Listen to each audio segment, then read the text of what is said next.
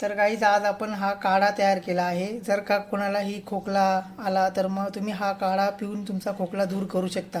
तर हा एक जुना उपाय आहे. माझी आजी आता तुम्हाला सांगेल की तिने हा काढा कसा तयार केला आणि याच्यामध्ये काय काय मिक्स केलं आहे. सांग.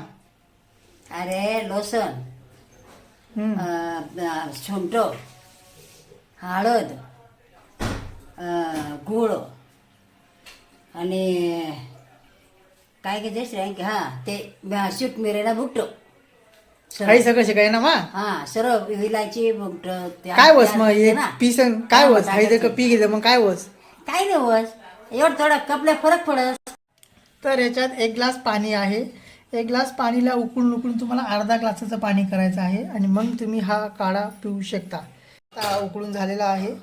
आता आपण चहाच्या गाळणी याला गाळून घेणार.